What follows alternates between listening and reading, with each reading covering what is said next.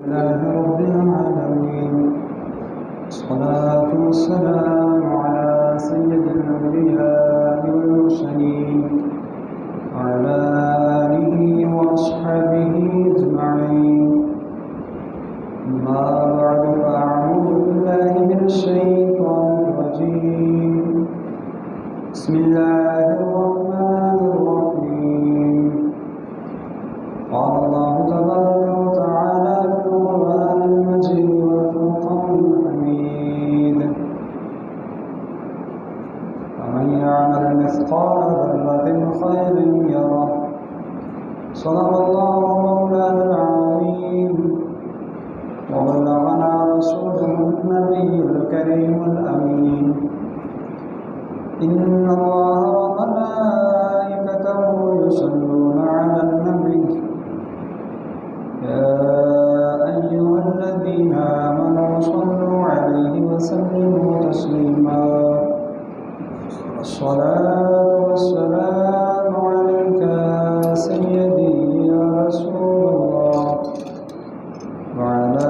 آلك وأصحابك يا سيدي يا حبيب الله. الصلاة والسلام عليك يا سيدي يا نبي الله، وعلى آلك وأصحابك يا سيدي يا نور الله. يا صاحب الجمال ويا سيد البشر، من وجهك المنير لقد نبر القمر، لا يمكن الثناء كما كان حقه. بعد الهدى بذلت قص مختصر. اللہ تعالیٰ کے حمد و ثنا، نبی مہربان، تاجدار مدینہ، امام الانبیاء، سید المرسلین، شفیع المذنبین، جناب سیدنا احمد مصطفیٰ حضرت محمد مصطفیٰ علیہ التحیۃ والثناء کی بارگاہ عالیہ میں ہدیہ درود اسلام عرض کرنے کے بعد، قابل صد احترام سامعین ذوال احتشام، وحوات کے سامنے قرآن مجید برہان رشید کی سورہ زلزال کی حکایت مبارکہ تلاوت کرنے کا شرف حاصل ہوا۔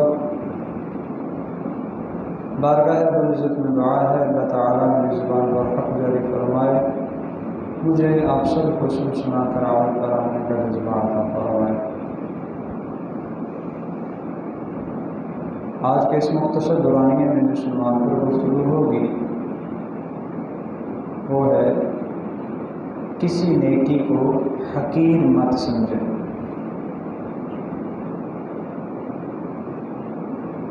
بلا شبہ اللہ تعالیٰ نے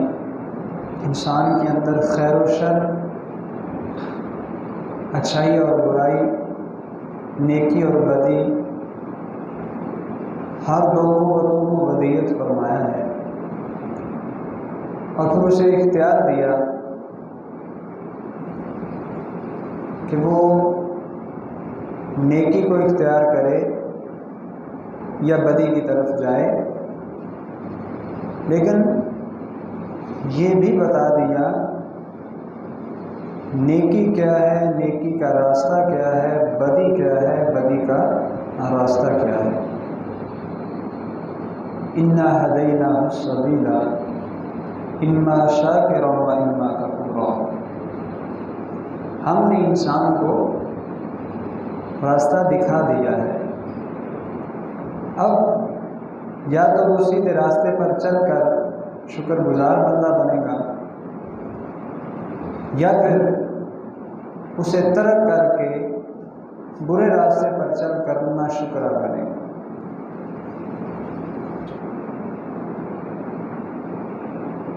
ہمارے ملک میں کچھ کام ایسے ہیں جنہیں نیکی تو سمجھا جاتا ہے لیکن معمولی نیکی، انسان انہیں کوئی خاص اہمیت نہیں دیتا، جبکہ حقیقت کو دیکھا جائے تو اللہ تعالیٰ کی بارگاہ میں ان کا اجر و ثواب بہت بڑا ہوتا ہے، اور بعض اوقات اتنا بڑا کہ ہماری نظر میں وہ جو معمولی سی نیکی ہے اس کی وجہ سے اللہ تعالیٰ بندے کی بخشش فرما دیتا ہے۔ اور ایسے سینکڑوں واقعات کتب کے اندر موجود ہیں جو اس بات پر دلالت کرتے ہیں کہ چھوٹے چھوٹے کاموں کی وجہ سے، چھوٹی چھوٹی نیکیوں کی وجہ سے اللہ تعالیٰ نے اپنے بندوں کی بخشش فرما دی۔ ارشاد باری تعالیٰ ہے فَمَن يَعْمَلْ مِثْقَالَ ذَرَّةٍ خَيْرًا يَرَهُ، جو ذرہ بھر بھی نیکی کرے گا، نیک عمل کرے گا، وہ اسے دیکھ لے گا۔ اور یہ بھی فرمایا وَمَا يَفْعَلُوا مِنْ خَيْرٍ فَلَن يُكْفَرُوا، وہ جو بھی نیکی کریں اس نیکی کو ان سے دور نہیں کیا جائے گا، مٹایا نہیں جائے گا، اس کا انکار نہیں ہوگا، بلکہ وہ ان کے کھاتے میں لکھی جائے گی۔ حضور نبی کریم رؤوف الرحیم صلی اللہ علیہ وآلہ وسلم نے نیکی کے حوالے سے ارشاد فرمایا، صحیح مسلم کی روایت ہے، حضرت ابو ذر رضی اللہ تعالیٰ عنہ فرماتے ہیں لجپال آقا صلی اللہ علیہ وسلم نے مجھے کہا اے ابو ذر لا تحقرن من المعروف شیئا ولو ان تلقى اخاك بوجه طلق، اے ابو ذر کسی نیکی کو حقیر مت سمجھنا، چھوٹا نہ سمجھنا، معمولی نہ جاننا، اگرچہ وہ نیکی تمہارا کسی مسلمان بھائی کے ساتھ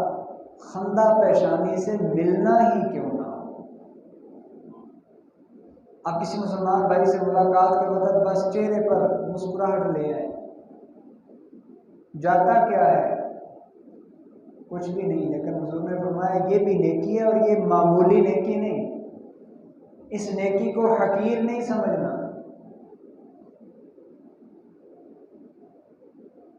اور یہ تو سنت مبارکہ بھی ہے، حضور نبی کریم رؤوف الرحیم صلی اللہ علیہ وسلم چہرہ اقدس پر ہر وقت تبسم سے جایا رکھتے تھے، تو خوشگوار احساس، پیاری سی مسکراہٹ اور حشاش بشاش چہرے کے ساتھ اگر آپ کسی مسلمان بھائی سے ملاقات کرتے ہیں جس سے اگلا بندہ آپ کا گرویدہ ہو جائے، اس ملاقات سے اس کے دل کو راحت اور اطمینان پہنچے، یہ بھی نیکی ہے، اور یہ معمولی نیکی نہیں ہے۔ حضور نے تاکید کے صیغے کے ساتھ فرمایا کسی نیکی کو حقیر نہیں سمجھنا، اور تمثیلاً اس نیکی کا ذکر کیا ہے۔ تو مطلب جسے ہم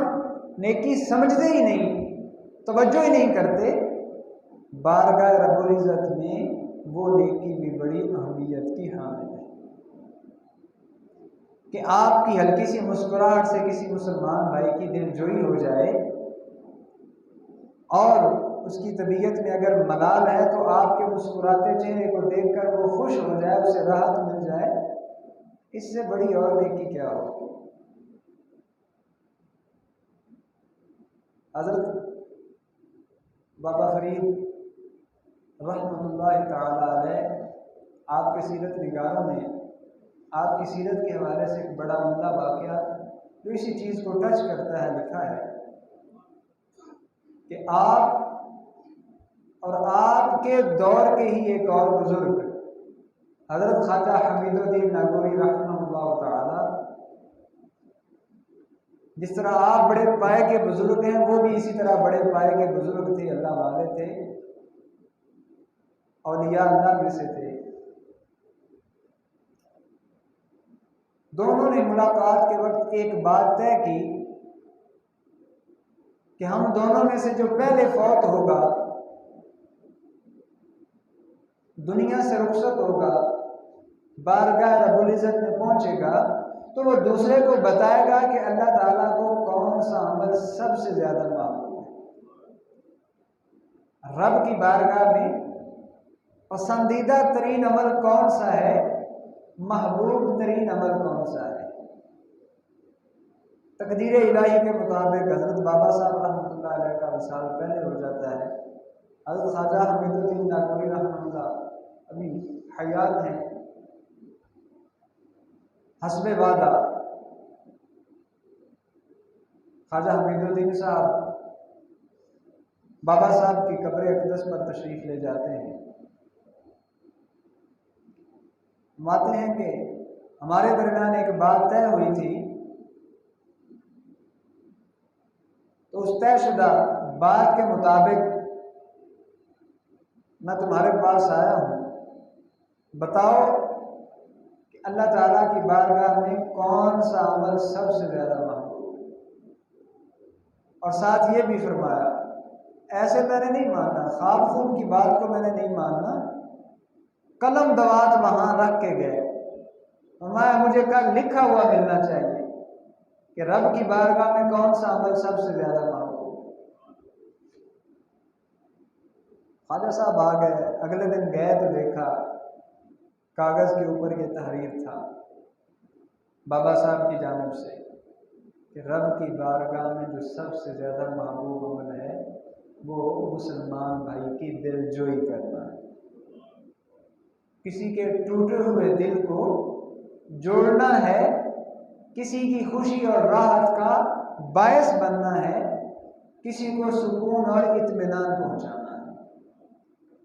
رسول اللہ صلی اللہ علیہ وسلم نے اسی چیز کی طرف اشارہ فرمایا، لا تحقرن من المعروف شیئا، کسی نیکی کو بھی حقیر نہیں سمجھنا، معمولی نہیں سمجھنا، چاہے وہ کسی مسلمان بھائی سے ملاقات کے وقت چہرے پر مسکراہٹ لانے کیوں نہ ہو، خندہ پیشانی سے ملنے کیوں نہ ہو، یہ بھی نیکی ہے اور یہ کوئی معمولی نیکی ہی نہیں ہے۔ مسند احمد بن حنبل کی روایت ہے، حضرت ابو تمیمہ حجیمی اپنے قبیلے کے ایک شخص سے روایت کرتے ہیں، فرماتے ہیں کہ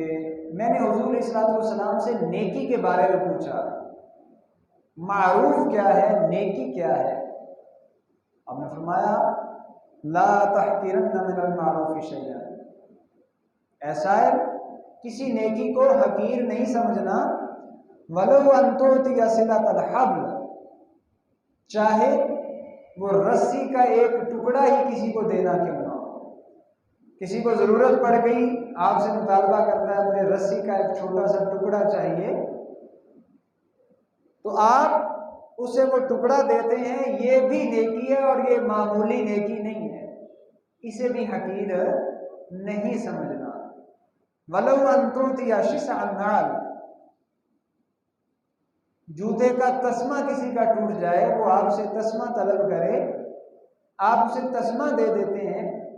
فرمایا اسے بھی معمولی نہیں سمجھنا، رب کی بارگاہ میں یہ بھی نیکی ہے اور یہ کوئی حقیر نیکی نہیں ہے۔ وَلَوْ أَن تَنْزِعَ مِن دَلْوِكَ فِي إِنَاءِ الْمُسْتَسْقِي، کنویں سے آپ ڈول کھینچ رہے ہیں، ڈول میں پانی ہے، اور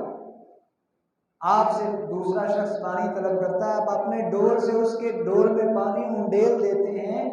آپ کا یہ پانی انڈیلنا رب کی بارگاہ میں نیکی ہے اور اسے حقیر نہیں سمجھنا، یہ معمولی نیکی نہیں، بہت بڑی نیکی۔ وَلَوْ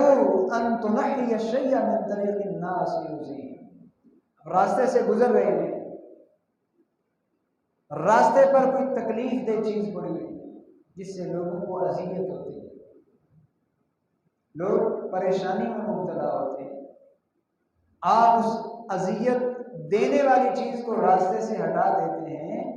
فرمایا یہ بھی نیکی ہے، اسے حقیر نہیں سمجھنا، یہ معمولی نیکی نہیں ہے، کوئی پتھر ہے، کوئی اینٹ ہے، کوئی کاغذ ہے یا کوئی اور کانٹے وغیرہ. وَلَوْ أَن تَلْقَىٰ أَخَاكَ وَوَجْهُكَ إِلَيْهِ مُنْطَلِقٌ. اسی طرح فرمایا تم اپنے بھائی سے ملاقات کرتے ہو خندہ پیشانی کے ساتھ، تمہارا چہرہ کھلا ہوا ہے، اس پر بشاشت موجود ہے، تو تمہارا اپنے مسلمان بھائی سے اس انداز میں ملاقات کرنا یہ بھی نیکی ہے اور اسے حقیر نہیں سمجھنا، یہ معمولی نیکی نہیں ہے. وَلَوْ أَن تَلْقَىٰ أَخَاكَ فَتُسَلِّمَ عَلَيْهِ. اسی طرح تمہارا اپنے مسلمان بھائی سے ملاقات کے وقت اسے سلام کرنا یہ بھی نیکی ہے اور یہ معمولی نیکی نہیں ہے. وَلَوْ أَن تُونِسَ الْوَحْشَانَ فِي الْأَرْضِ. ایک شخص جو راستہ بھولا ہوا ہے، اجنبی ہے، آپ اس کے ساتھ معانست اور محبت سے پیش آتے ہیں، اس کی اجنبیت کو دور کرتے ہیں، فرمایا یہ بھی نیکی ہے اور اسے حقیر نہیں سمجھنا، یہ معمولی نیکی نہیں. تو راستہ پوچھ لے، سیدھا راستہ بتانا. وَإِن سَبَّكَ رَجُلٌ بِشَيْءٍ يَعْلَمُهُ فِيكَ وَأَنْتَ تعلم فيه نحوه فلا تسبه فيكون اجره لك ووزره عليه. فرمایا اگر کوئی شخص آپ کے بارے میں کسی چیز کو جانتا ہے اور اس چیز کو بنیاد بنا کر وہ آپ کو گالی دیتا ہے، آپ بھی اس کے بارے میں ایسی ہی کوئی چیز جانتے ہیں، تو آپ اسے گالی مت دیں، اس کو نقصان کیا ہوگا؟ آپ کے گناہ کا بوجھ اس کے کھاتے میں ڈال دیا جائے گا. فائدہ آپ کو کیا ہوگا؟ اس کا اجر آپ کے کھاتے میں پڑ جائے گا. آپ کا گناہ ادھر چلا گیا، اس کی نیکی آپ کو مل جائے گی. اور اسی نیکی کے پہلو سے یہ معمولی نیکی نہیں ہے، اسے حقیر نہیں سمجھنا. اور فرمایا وما سر حزنک ان تسمعه فاعمل به وما سر حزنک ان تسمعه فاجتنبه. آپ کے کان جو چیز سن کر خوش ہوتے ہوں وہ عمل کر. مطلب اس کا یہ ہے کہ انسان کوئی کام کرتا ہے اور وہ کام لوگوں کی نظر میں، شریعت کی نظر میں پسندیدہ ہے، ظاہر ہے لوگوں کی زبان سے کلمات تحسین نکلیں گے، لوگ اسے اچھا کہیں گے، توصیف اور تعریف کریں گے، اور اس بندے کے کانوں تک یہ بات تو پہنچے گی. فرمایا کہ جس چیز کو سن کر تمہارے کانوں کو خوشی ملے، سرور میں آ جائیں، تمہارا وہ کام کرو. وما سر حزنک ان تسمعه فاجتنبه. اور جس کان کو سننے سے،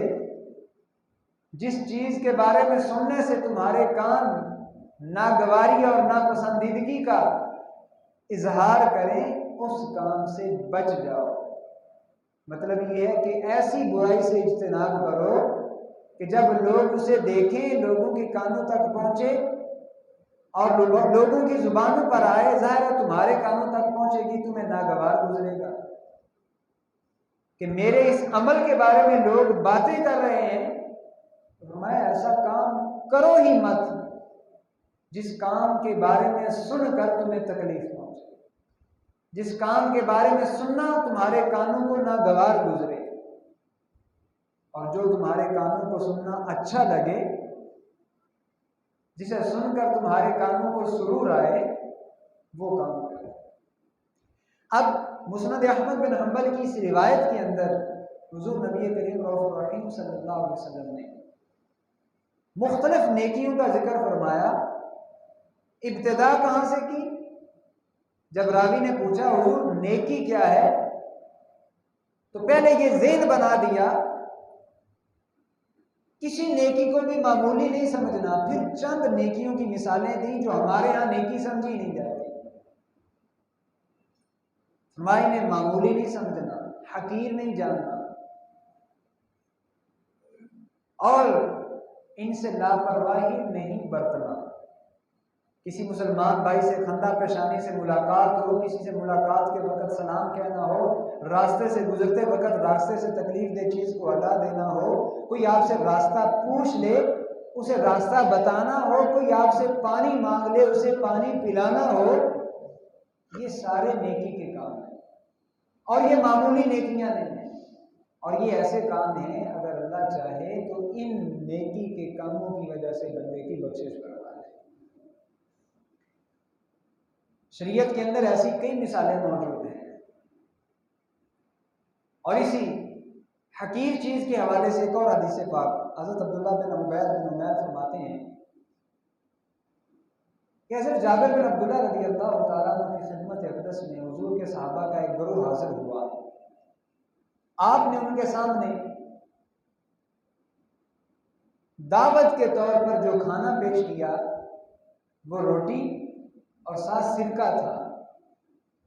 اور پیش کرنے کے بعد کہا کھولو کھاؤ۔ میں نے لجپال آقا صلی اللہ علیہ وسلم کو فرماتے ہوئے سنا ہے نعم الادام الخل، سرکہ کتنا اچھا سادہ ہے۔ تو سرکے کے ساتھ روٹی کھاؤ، جس کو حضور علیہ الصلوۃ والسلام نے پسند فرمایا۔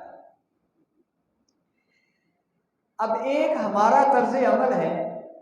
اور ایک اس حدیث پاک کے اندر جو سبق دیا گیا، ان دونوں چیزوں کو دیکھ کر پھر اپنے عمل کو سدھارنے کی ضرورت ہے۔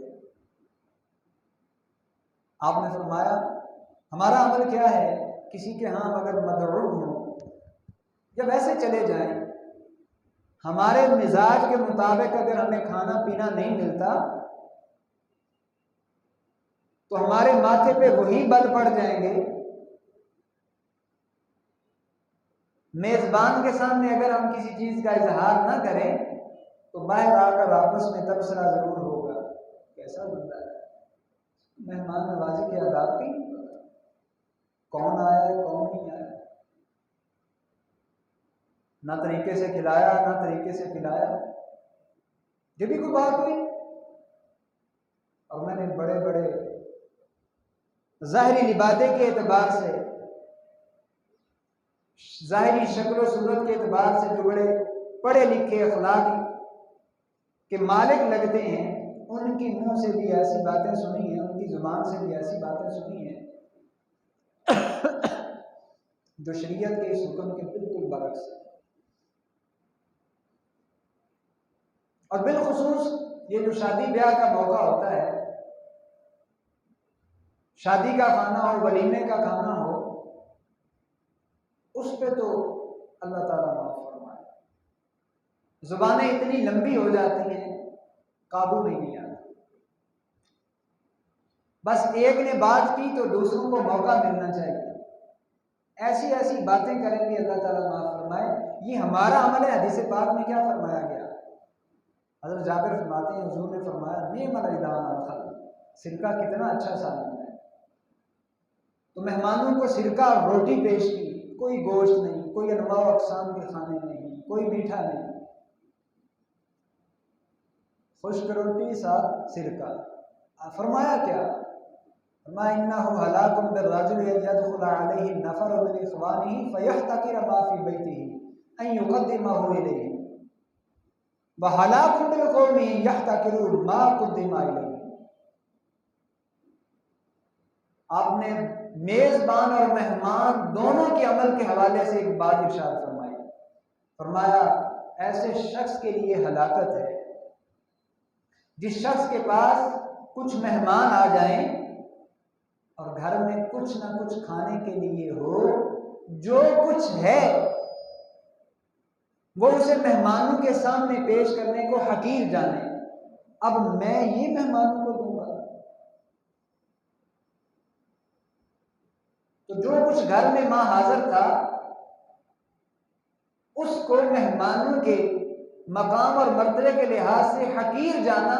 فرمایا ایسا شخص ہلاکت میں پڑے۔ تو گھر کا سب کچھ چھوڑ چھاڑ کے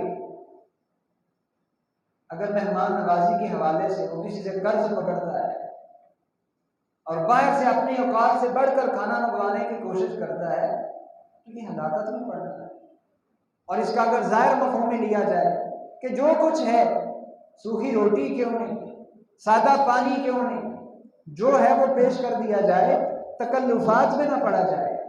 تکلفات میں پڑنا یہ اس شخص کے لیے ہلاکت ہے۔ اور دوسرا پہلو، ان مہمانوں کے سامنے جو پیش کر دیا گیا وہ قبول کریں، فرمایا ہلاک بالقوم یحتقر ما قدم الیہ، اگر وہ اسے حقیر سمجھتے ہیں تو وہ قوم جو مہمان بن کر آئی ہے وہ ہلاکت میں پڑ گئی۔ تمہارے یہاں کیا ہوتا ہے، عموماً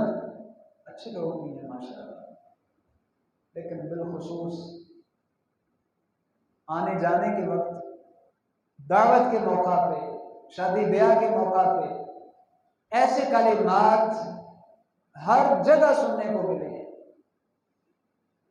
یقیناً میں نے تو سنے ہیں، آپ کا مجھے نہیں پتا، کہ ہر دوسرا چوتھا بندہ جو ہے نا یہ بات ضرور کرتا ہے، اگر کھانے میں کہیں اس بندے کی اپنی حیثیت کے مطابق اس نے پیش کر دیا، آنے والے کی نظر میں وہ اگر معمولی تھا تو وہاں باتیں ضرور کرتا ہے۔ تو حضور نے فرمایا ایسی قوم کے لیے ہلاکت ہے کہ جو کچھ ان کے سامنے رکھا گیا اسی کو حقیر جانے اور اسی کو معمولی سمجھے۔ تو جس طرح کسی نیکی کو معمولی سمجھنا اس کی اجازت نہیں، ویسے ہی دعوت کے موقع پر انسان کے سامنے جو کچھ پیش کیا جائے اسے حقیر سمجھنا اس کی بھی اجازت نہیں، بلکہ فرمایا گیا کہ ایسی قوم، ایسے لوگ ہلاکت میں مبتلا ہو گئے جو کچھ ان کے سامنے پیش کیا جائے اسے معمولی اور حقیر سمجھتے ہیں۔ اور حضور علیہ الصلوۃ والسلام نے تو یہاں تک ارشاد فرمایا، صحیح بخاری کی روایت ہے، فرمایا لو دعیت الی ذراع او قرآن لاجبت، اگر مجھے دعوت کے لیے، یہ جو پائے ہمارے عرف میں جنہیں ہم پائے بولتے ہیں، کسی نے پائے پکائے ہوں اور ان پاؤں کی دعوت کے لیے مجھے بلائے تو میں اس کی دعوت کو ضرور قبول کروں گا۔ یہاں تک فرمایا او قرآن، یا اگر وہ جانور کے کھر پکائے گئے ہیں ان کی مجھے دعوت دیتا ہے تو میں اس دعوت کو بھی رد نہیں کروں گا، اسے بھی قبول کروں گا۔ اسی طرح فرمایا وَلَوْ أُهْدِيَ إِلَيَّ ذِرَاعٌ أَوْ قُرَانٌ لَقَبِلْتُ، میری طرف ذراع یعنی بازو کا گوشت بھیجا جائے یا یہ کھر بھیجے جائیں، پاؤں کا گوشت بھیجا جائے تو میں اسے ضرور قبول کروں گا۔ تو ہدیہ یا تحفہ معمولی ہو یا بڑا ہو وہ ہدیہ ہی ہے، اسے حقیر نہ سمجھا جائے۔ دعوت انسان کے، مہمان کے مزاج کے مطابق ہے یا نہیں، میزبان نے اپنی حیثیت کے مطابق جو پیش کر دیا اسے معمولی نہ سمجھا جائے۔ اور حضور علیہ الصلوۃ والسلام نے یہاں تک ارشاد فرمایا یا نساء المسلمات لا تحقرن جارۃ لجارتها ولو فرسن شاۃ، ہمارا مسلمان عورتوں ہرگز ایک پڑوسن دوسری پڑوسن کی معمولی چیز کو حقیر نہ سمجھے، چاہے وہ بکری کا ایک کھر ہی کیوں نہ ہو، سم ہی کیوں نہ ہو، جسے وہ کھانے کے طور پر اس کے گھر میں بیچ دے۔ تو معمولی سے معمولی چیز بھی اگر کسی کو ہدیہ کے طور پر پیش کی جائے، تحفے کے طور پر پیش کی جائے، تو جسے تحفہ دیا جا رہا ہے اسے معمولی نہ سمجھے، اس کے مزاج، اسٹیٹس، مرتبے کے مطابق ہے یا نہیں۔ تو اسی طرح کسی نیکی کو معمولی نہیں سمجھنا چاہیے۔ حضور نے فرمایا کوئی بھی نیکی معمولی نہ سمجھے، حقیر نہ جانے، چاہے مسلمان بھائی سے ملاقات کے وقت وہ اپنے چہرے پہ مسکراہٹ لانے کی، کیونکہ یہ چھوٹی چھوٹی نیکیاں ہی انسان کی بخشش کا سبب بن سکتی ہیں۔ حدیث پاک ہے، صحیح مسلم کی روایت ہے، حضرت ابو ہریرہ رضی اللہ تعالیٰ عنہ ہے، فرماتے ہیں بینما رجل یمشی بطریق وجد غصن شوک علی الطریق فآخره فشکر اللہ له فغفر له۔ ایک شخص راستے پر چل رہا تھا، کیا دیکھتا ہے کہ راستے پر کانٹوں کی ایک شاخ پڑی ہوئی ہے، ٹہنی پڑی ہوئی ہے، کانٹا پڑا ہوا ہے، اس نے وہ کانٹا اٹھا کے سائڈ پہ کر دیا۔ اللہ تعالیٰ کو اس کی یہی ادا پسند آ گئی، فرمایا فغفر له، اللہ تعالیٰ نے محض راستے سے اس کانٹے کو ہٹا دینے کی وجہ سے اس بندے کو بخش دیا۔ اور صحیح بخاری کی روایت ہے، حضرت ابو ہریرہ ہی راوی ہیں، فرماتے ہیں رسول اللہ صلی اللہ علیہ وسلم نے فرمایا ایک شخص راستے پر چل رہا تھا، سخت پیاس لگی، راستے میں اسے ایک کنواں نظر آیا، وہ اس کنویں کے اندر اترا، کنویں سے پانی پیا، باہر آیا تو دیکھا ایک کتا جو ہے وہ پیاس کی شدت کی وجہ سے بلبلا رہا ہے، ہانپ رہا ہے، اور پیاس کی شدت کی وجہ سے مٹی کھا رہا ہے۔ اس آدمی نے کہا لقد بلغ ھذا مثل الذی بلغ بی، اس کتے کو بھی اتنی ہی سخت پیاس لگی ہے جتنی مجھے لگی تھی۔ اس نے اس کی شدت پیاس کو دیکھا، کنویں میں دوبارہ اترا، اپنا جوتا اتارا، اس نے پانی بھرا، ثم امسکہ بفیہ، پھر اس جوتے کو اپنے منہ میں رکھا اور اس کنویں سے باہر آیا، ثم رقی فسقى الكلب، اور وہ پانی کتے کے آگے رکھا، اسے پلایا۔ اس کا یہ عمل رب کی بارگاہ میں اتنا پسند آیا، فرمایا فشکر اللہ له فغفر له، اللہ تعالیٰ نے اس کی اس ادا کو پسند کرتے ہوئے اسے بخش دیا۔ جب حضور صلی اللہ علیہ وسلم نے صحابہ کے سامنے اس روایت کو رکھا، صحابہ کو تعجب ہوا، اتنے معمولی سے عمل پر اللہ تعالیٰ نے اسے بخش دیا۔ تو کسی نے سوال کر دیا وَإِنَّ لَنَا فِي الْبَهَائِمِ أَجْرًا، حضور یہ جو جانور ہیں، نقصان پہنچانے والے جانور، یہ جو چھپائے ہیں، کیا ان کے ساتھ نیکی کرنے میں بھی ہمارے لیے اجر ہے؟ فرمایا ہاں، فی کل کابد رطبۃ اجر، ہر ذی روح کے ساتھ حسن معاملہ کرنے میں اللہ تعالیٰ اجر عطا فرماتا ہے۔ ہاں کچھ موذی جانور ان کا معاملہ الگ ہے، جن کو مارنے کی شریعت میں اجازت دی گئی۔ اسی طرح اور کئی ایسے اعمال ہیں جو ہماری نظر میں بظاہر معمولی ہیں، ہم انہیں نیکی شاید سمجھتے ہی نہیں، انہیں اپنی نظر میں حقیر جانتے ہیں، لیکن اللہ تعالیٰ ان اعمال کی وجہ سے بندے کی بخشش فرما دیتا ہے۔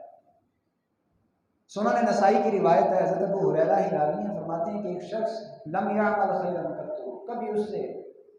نیک عمل سرزد نہیں ہوا، وکانا یداعی الناس، بڑا مالدار تھا، نیکی تو کرتا نہیں تھا، پیسے بہت تھے، لوگوں کو قرض دے دیا کرتا تھا، اور قرض دیتے وقت فیقول لرسولہ، جب وہ ایگریمنٹ طے ہو جاتا، ایگریمنٹ کے مطابق جب واپسی کا وقت آتا، اپنے قاصد کو، اپنے نمائندے کو وہ قرض واپس لینے کے لیے بھیجتا، تو جا کر کیا کہتا اسے، خذ ما تیسر، جتنا مل جائے لے لینا، وَاتْرُکْ مَا عَسُرَ وَتَجَاوَزْ، اگر اسے آسانی ہو، دستی نہ ہو، جو مقروض ہے تو لے لینا، لیکن اگر وہ تنگ دست ہو چھوڑ دینا، درگزر کرنا، اسے تنگ نہیں کرنا۔ لعل اللہ تعالی یتجاوز عنا، نیت بھی تھا تھی، ممکن ہے بارگاہ رب العزت میں میرا یہ معاملہ پسند آ جائے، کل قیامت کے دن اللہ تعالیٰ مجھ سے بھی درگزر فرمائے۔ حسن عمل کے وقت نیت کا ساتھ اچھا ہونا، اللہ کی رضا کا مقصود ہونا، یہ بھی ضروری ہے۔ بڑے بڑے انسان عمل کرتا ہے، اگر نیت اچھی نہیں ہے تو پھر اس کا اجر نہیں ہوگا، اور معمولی سے معمولی کام بھی اگر اللہ کی رضا کے لیے کر دیا جائے،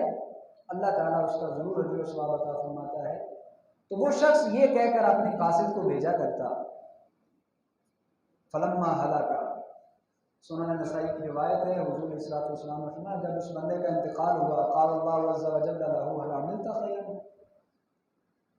بارگاہ رب العزت میں پیش ہوا، اللہ تعالیٰ نے پوچھا کبھی وہ نیکی بھی کی ہے، اللہ تو جانتا ہے لیکن پھر بھی اس سے پوچھا،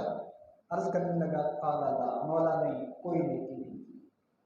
الا، ہاں ایک عمل ہے، انہ کان لی غلام وکنت اداعی الناس، میرا ایک غلام تھا میں لوگوں کو قرض دیا کرتا تھا، فاذا بعثته لیتقاضى قلت له، جب میں اسے قرض واپسی کے لیے بھیجا کرتا تو میں اسے کہتا خذ ما تیسر واترک ما عسر، ہاں جس کے پاس ہو اس سے لے لینا، اگر نہ ہو تو چھوڑ دینا، وتجاوز اور درگزر کرنا، مہلت دے دینا، لعل اللہ یتجاوز عنا، ممکن ہے اللہ تعالی ہم سے درگزر فرمائے، بس مولا میرا یہ عمل تھا اور تو کوئی نیک عمل میں نے نہیں کیا، یہ عمل میں کرتا رہا ہوں، قال اللہ تعالی قد تجاوزت عنک، تو نے اگر اس نیت سے کیا جا میں نے تجھے بخش دیا، میں نے تجھ سے درگزر کیا۔ تو اگر انسان نیک نیت کے ساتھ کوئی چھوٹے سے چھوٹا عمل بھی کرتا ہے، بارگاہ رب العزت میں وہی بہت بڑا ہوتا ہے اور اس عمل کی وجہ سے اس بندے کی بخشش کر دی جائے۔ اور آخری بات کر کے گفتگو ختم کرنے لگا، اب یہ انتہائی معمولی بات ہے جسے شاید ہم نے کبھی سوچا بھی نہ ہو، کبھی توجہ بھی نہ دی ہو۔ امام غزالی رحمہ اللہ تعالی حضور علیہ الصلوۃ والسلام کی امت کے بہت بڑے عالم ہیں، اللہ والے ہیں، اتنی کتابیں لکھی کہ آپ کی کتب کے حوالے سے بعض علماء کا کہنا یہ ہے کہ اگر ساری شریعت کی تعلیمات ناپید ہو جائیں، انسان کے سامنے سے ختم ہو جائیں، صرف امام غزالی کی کتب ہوں تو ان سے نئے سرے سے شریعت کو مرتب کیا جا سکتا ہے۔ اتنا کام کیا، دین کے اتنے بڑے عالم، کئی کتابوں کے مصنف، آپ کا جب انتقال ہوا کسی نے خواب میں دیکھا، پوچھا حضور کس عمل کی وجہ سے بخشش ہوئی؟ ما فعل اللہ بکا، اللہ تعالیٰ نے آپ سے کیا معاملہ کیا؟ فرمانے لگے سارے عمل اپنی جگہ، جس عمل سے میری بخشش ہوئی ہے وہ عمل یہ تھا، ایک دن میں اپنے قلم کے ساتھ کتاب لکھ رہا تھا، اس قلم کے ساتھ جیسے ہی میں نے سیاہی لگائی، ایک مکھی آئی اور اس سیاہی کے اوپر بیٹھ کر اسے چوسنے لگی، اپنی پیاس بجھانے لگی۔ میں نے اس نیت سے کہ یہ اپنی پیاس بجھا لے اسے اڑایا بھی نہیں، قلم کو ہلایا بھی نہیں، رب کی بارگاہ میں یہی عمل پسند آیا، باقی سارے اعمال اپنی جگہ، اللہ تعالیٰ نے مجھے اسی عمل کی وجہ سے بخش دیا۔ شاید ہم نے کبھی بھی ایسے چھوٹے چھوٹے اعمال کی طرف توجہ ہی نہ کی۔ میں نے آپ کے سامنے ایک نہیں دو نہیں کئی مثالیں رکھی، صحیح بخاری، صحیح مسلم، سنن نسائی، صحاح ستہ کے حوالے سے، کہ بالکل چھوٹے چھوٹے کام جن کو ہم نیکی سمجھتے ہی نہیں، لیکن رب کی بارگاہ میں وہ اتنے بڑے ہیں کہ اللہ تعالیٰ کو جب بندے کی اس نیت اور وہ ادا اخلاص پسند آ جائے تو اللہ تعالیٰ اس کام کی وجہ سے بندے کی بخشش فرما دیتا ہے۔ لہٰذا ہمیں پہلے تو یہ سمجھنا چاہیے کہ نیکی اس کا دائرہ کتنا وسیع ہے، اور یہ سمجھنے کے بعد کوئی بھی نیکی کا موقع انسان کو ہاتھ سے جانے نہیں دینا چاہیے۔ ان سانسوں کا کوئی پتہ نہیں کب چلی جائیں، اور ہمارے بڑے بڑے کام جنہیں ہم بڑی بڑی نیکی سمجھتے ہیں کسی کام نہ آئے، لیکن وہ معمولی نیکی جس کو ہم معمولی سمجھ کر چھوڑ دیں، شاید وہی ہماری بخشش کا سامان اور سبب بن جائے۔ بارگاہ رب العزت میں دعا ہے اللہ تعالیٰ مجھے اور آپ کو ہر نیک کام کرنے کی توفیق عطا فرمائے اور ہر برے